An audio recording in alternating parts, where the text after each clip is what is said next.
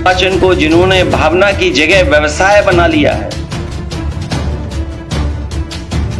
व्यवसाय बनाने वाले लोग। सरकारों की उपलब्धि क्या है? जातीय संघर्ष करवा करके परिवारवाद के नाम पर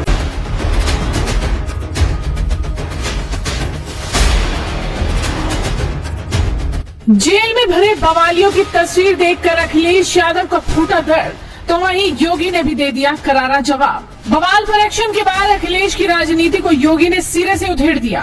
दरअसल उत्तर प्रदेश के इटावा में 2 यादव जाति के कथावाचकों की पिटाई के बाद इस मुद्दे पर राजनीति तेज हो गई है। एक तरफ जहां अखिलेश यादव इस मामले पर सरकार पर निशाना साध रहे हैं, तो वहीं ब्राह्मण समाज कार्रवाई की मांग कर रहा है। ऐसा आरोप है कि यादव समाज के होने की वजह से 2 कथावाचकों मुकुटमणि और संत सिंह यादव की नाराज ग्रामीणों ने चोटी काट दी और इसके बाद मौजूद भीड़ के पैर छूने पर मजबूर किया गया। उनके साथ गलत व्यवहार हुआ। आरोप ये भी है कि कथावाचक को 5 घंटों तक बंधक बनाए रखा गया और पैसे भी छीन लिए गए। इस घटना के बाद उनके पास से 2 आधार कार्ड भी मिले, जिसके बाद उन कथावाचकों पर ही FIR दर्ज हो गई, जिससे गुस्साए अहीर रेजिमेंट के सैकड़ों युवकों ने महेवा क्षेत्र की दांगरपुर गांव में घुसने का प्रयास किया। पुलिस के रोकने पर मारपीट और पथराव हुआ।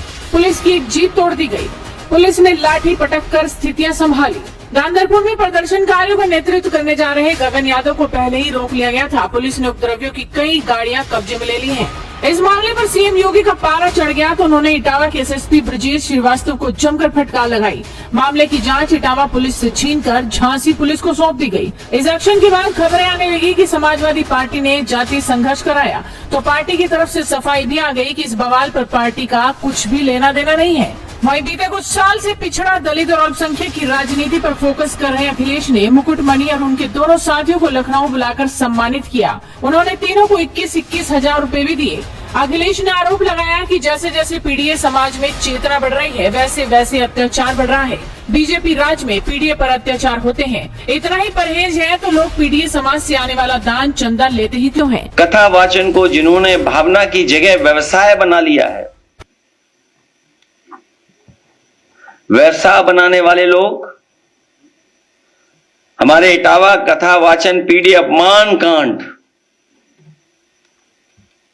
उन्हीं कुछ प्रभुत्ववादी और वर्चस्ववादी की वजह से घटित हुआ है।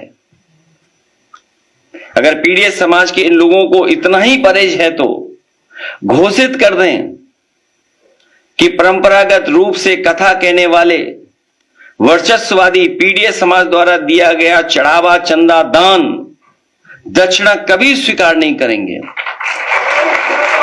इसके अलावा अखिलेश यादव ने एक लंबा चौड़ा ट्वीट भी किया और लिखा कि भाजपा अपने सेट किए हुए प्लांटेड लोगों के उपनाम का दुरुपयोग करके उत्तर प्रदेश के पड़ोसी राज्यों से लोगों को लाकर समाज को बांटने वाली जो घुसपैठिया राजनीति प्रदेश में कर रही है, उसका सच बच्चा बच्चा जानता है।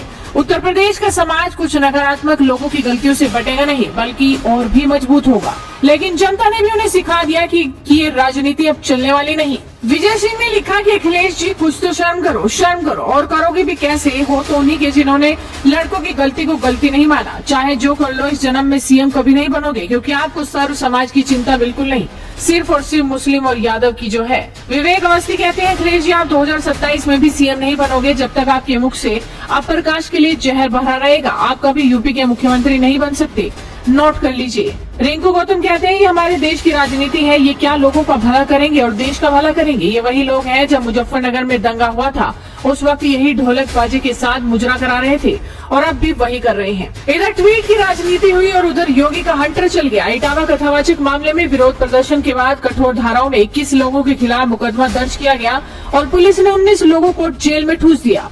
13 बाइकों के साथ ही सभा का झंडा लगी कार भी सीज की गई। साथ ही सीएम योगी ने एक बयान भी दिया कि पहले की सरकारों में क्या होता था जनता जानती है और आज विकास के सफर को रोकने के लिए साजिशें रची जा रही हैं। पिछली सरकारों की उपलब्धि क्या है? जातीय संघर्ष करवा करके परिवारवाद के नाम पर एक जनपद, एक माफिया देने, यही उनकी पिछली सरकारों की उपलब्धि रही है, जिसके कारण उत्तर प्रदेश के नौजवानों के सामने, उत्तर प्रदेश के नागरिकों के सामने पहचान का संकट खड़ा हुआ था। और आज उत्तर प्रदेश की विरासत पर गौरव की अनुभूति करने के लिए पहचान के संकट से डबल इंजन की सरकार ने आपको उभार करके वन डिस्ट्रिक्ट वन प्रोडक्ट दे करके उत्तर प्रदेश को उसकी विरासत से जोड़ने का काम किया है। फिलहाल यूपी में जातीय संघर्ष को लेकर उठापटक चल रही है, आरोप प्रत्यारोप लग रहे हैं। देखना होगा कि इस मामले में आखिर न्याय कब मिलता है। तो आप इस वीडियो को शेयर कीजिए और